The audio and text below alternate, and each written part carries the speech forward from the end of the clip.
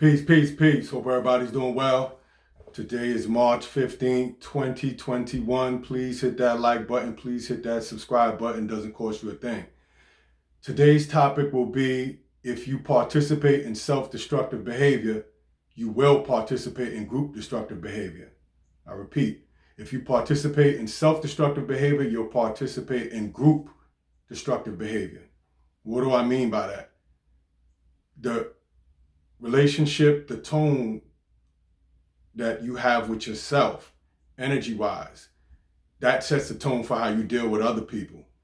You can't deal with somebody else properly unless you deal with yourself properly.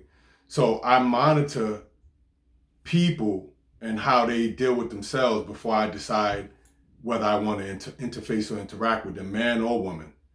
This is very important because what happens is when you miss that assessment, down the line, you end up getting yourself and finding yourself in a whole quagmire or problems with them. And what you end up doing is blaming them when you really should be blaming yourself. You didn't do your due diligence to study their demonstration. Demonstration precedes what a person tells you their belief is or who they are. Who they are is not who they are. What they demonstrate is who they actually are, right? So this is very important to understand, understand when dealing with the flawed human, which I am, and so is everyone on this planet, including you watching this video. So people have no choice but to project what's inside to the outer world and people around them. So the relationship that you have with yourself sets the tone for the relationship that you have for everyone around you. So this is why if a person participates in self-destructive behavior, they will, I repeat, they will participate in group destructive behavior and just blame the group. No self-accountability, no sense of responsibility, and this overrides age brackets. Doesn't matter what age you are. I don't believe in elders. Most people are olders. An elder is someone who not only take care of their immediate responsibility, but elevate things that they're not responsible for. I want to be clear on that. I think giving out these accolades to just every and anybody because they're older or they're in their 60s or 70s, that has to stop. The same way I'm 45, about to turn 46. I tell the teens and the cats in their 20s and early 30s that I mentor, don't look to me as an elder because I'm older than you. I'm just older. Look at my demonstration, look at the lifestyle that I live, right? And then render a judgment whether I'm an elder to you or not, and to the people around in my circumference. What value do you add to people's lives? Is this value really rendered a real-time quotient that can be used and applied and to see outcome and results? Or is it just something that is just rhetoric? Most of the stuff is just rhetoric, regurgitative information that was given to that older, and they're just parroting it down to you. This is also, we don't realize on a subconscious level, this is also self-destructive behavior that projects onto group destructive behavior, because now you're handing out misinformation, misnomers, and this is what keeps the melanated community behind and decimated, where we have a hard time moving forward and getting past all these stumbling blocks that have been strategically placed in front of us since chattel slavery, redlining, Jim Crow era, whatever you want to call it. Now, I'm not a person that make a whole bunch of excuses. However, I don't let the people who set that stuff off the hook. When they placed all that stuff strategically, I understand what that is, but I also understand how to transcend that, right? It's very good to have a good group or a tribe around you who shares the same sentiment as you, where we understand the booby traps in front of us, but we also understand how to ascend above these booby traps, right? And to still excel while having more stumbling blocks, deterrents, than any other human on the planet. Let's just say that, right? We don't make excuses over here. We transcend the excuses to propel to a higher place, right? So this is an ideology that is non-destructive behavior versus self-destructive behavior. Not being accountable, not being able to transcend. This is self-destructive behavior because it holds you back. And when you get held back, what you do is you propel or project that or emanate that onto everyone around you.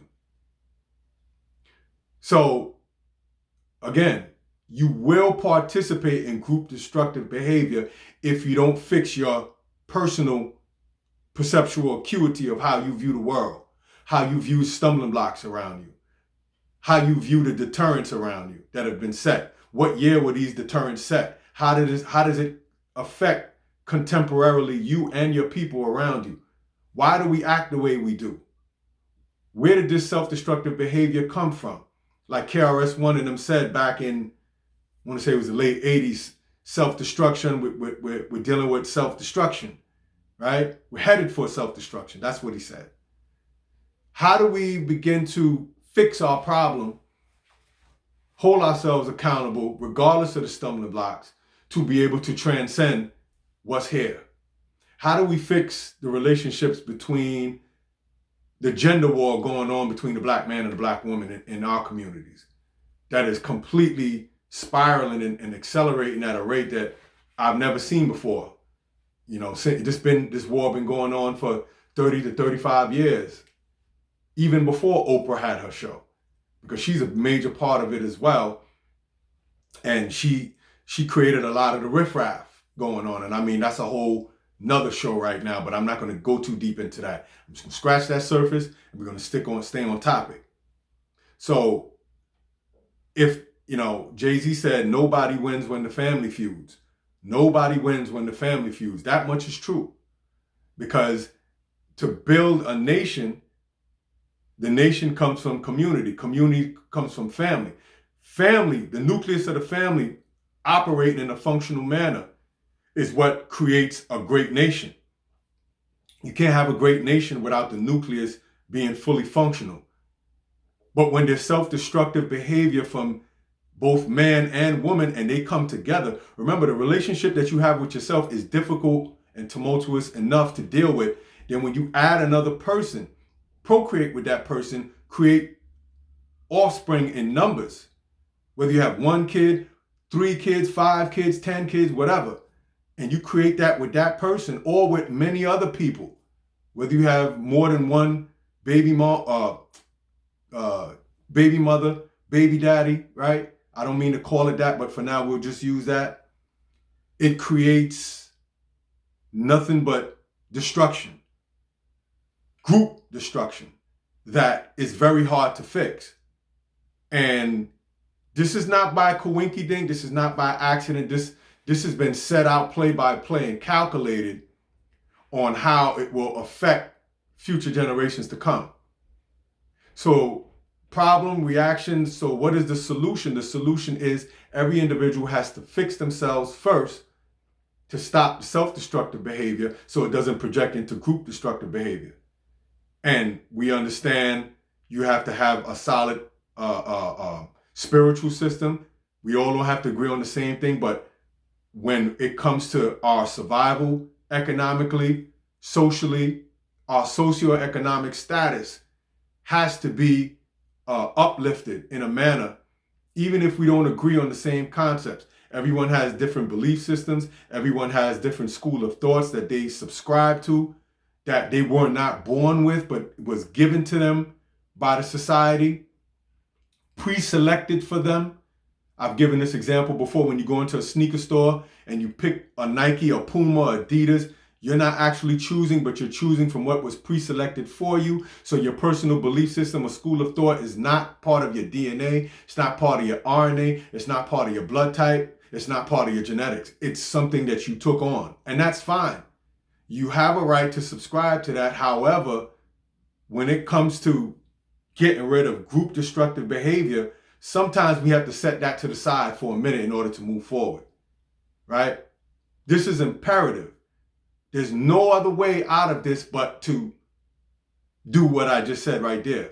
And it's not what I said. This is elders from before, real elders who have prescribed these things, right? Some of these elders are still here in the physical form. Some of them have passed on, right? So the inner work is highly required in order to fix this problem that is turned into a snowball effect, group destructive behavior. But it starts with self-destructive behavior being rectified to refine oneself and then to eject a better composite externally, you know? So the season that we're in is a season that we've never seen before. I've heard Nas said in 1996, he said, my actions are one with the season, right? Now, I understand the season that we're in is, you know, some cats would call this movement of goofy movement, if you will, right? A lot of Chirac cats, Chi-Town cats would call it goofy. They use that word a lot. Even in Cali, they use that word, right? So I don't want to be at one with this season. I'm trying to eject a better composite to rise and ascend past this season that we're in, because this season has become the norm. Everything else that's being pushed in this society will completely destroy our future generations. I said to my son the other day, son, I would like to be a grandfather, but not at your expense right now. The state of our community, the state of the mindsets of our people, the state of not all, but a large segment of, because he's a heterosexual male, he's going to deal with a woman, a sister, preferably, right? And in dealing with her and looking at the mindsets that's out here, I'm like, son, before you even decide to go down that road, let me meet her. Please let me meet her, because I'm not looking at the person. I'm looking through the person. And I can tell you where you're going to end up, because I can see whether it's productive behavior, productive self-behavior, or it's self-destructive behavior. I know, right? And again, this is not just the sisters. The brothers are completely out of control. Our whole community is in complete decimation, right? But in order for me to see what's going to happen with my grandbaby, I have to look at what he's going to deal with. So I have to look deep into the behavior and what that first teacher, first nurturer is going to teach to my grandbaby, his baby, right? This is very important when you're looking at protecting your future, what comes out of your loins, what comes out, what the DNA and the offspring that's going to carry this DNA, RNA, and to carry on the legacy of your bloodline. Which brings me back to the next topic, which was the last video that I made about not knowing your blood type can be very costly. I think that was the title of it. I don't remember verbatim, but I think that was the title of it. Not knowing your blood type is also self-destructive behavior. Did I just say that? Because everything starts with the blood.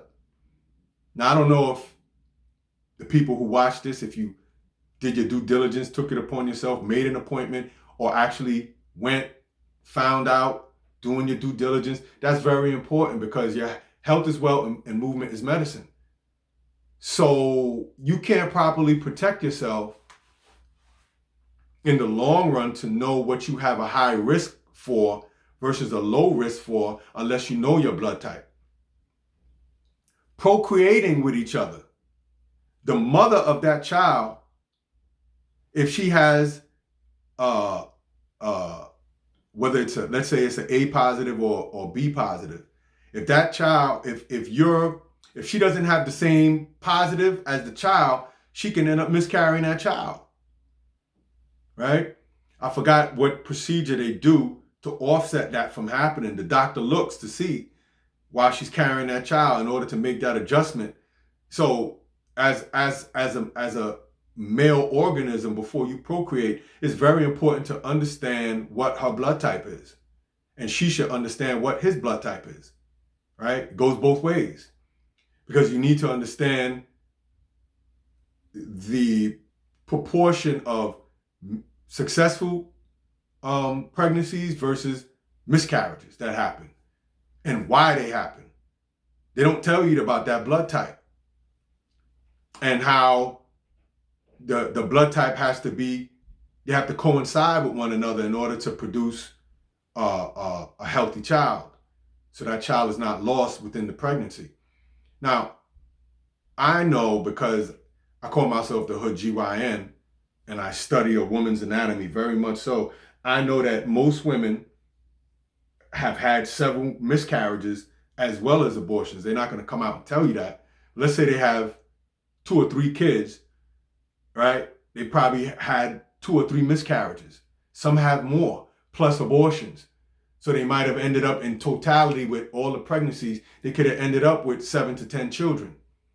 But they ended up visibly with 2 or 3 children, or maybe 1 child, right? So all of these things are very important to understand.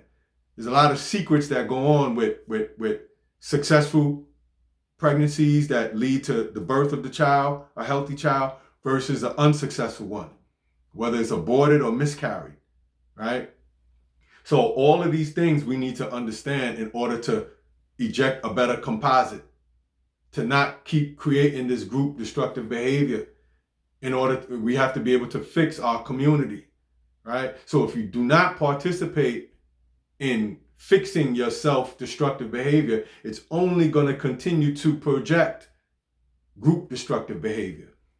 What kind of things do you put inside of your body? What kind of things do you ingest? Right? This goes back to the blood type. You got to know your blood type to eat to your blood type, to ingest to your blood type. So if you're putting improper things in your body, especially chemical addictions, because in our community, we deal with a lot of pain. So to create that ease of pain, we subject ourselves to a lot of different things that are toxic to our body. And that gets transferred into the offspring. Because before you decide to procreate, you're supposed to be trying to cleanse your body to make sure that you give that child the highest potential to be born healthy and not pick up the toxic things that you were putting inside of your body. That's man or woman, right? The cleansing that has to be done in order to produce the outcome and results of a healthy child, a healthy offspring. To have the right mindset, to have the right physical set, right? These things are imperative to have. So by any means necessary, like Malcolm in the background, we must fix these problems internally first before you can fix something externally, right? This is imperative to know. So with all that being said, I'm going to end here. Let your last endeavor be your best endeavor. I repeat, let your last endeavor be your best endeavor. And let's fix that self-destructive behavior that we all have going on internally. My man Doc from Coney Island many years ago told me, he said, E, we're all victims of our own insanity. We are all victims of our own insanity. And then you have to find out what kind of insanity are you participating in, because you will participate in group destructive behavior if you become a victim of your own insanity. Does that make sense? So I'll end with that. Salute.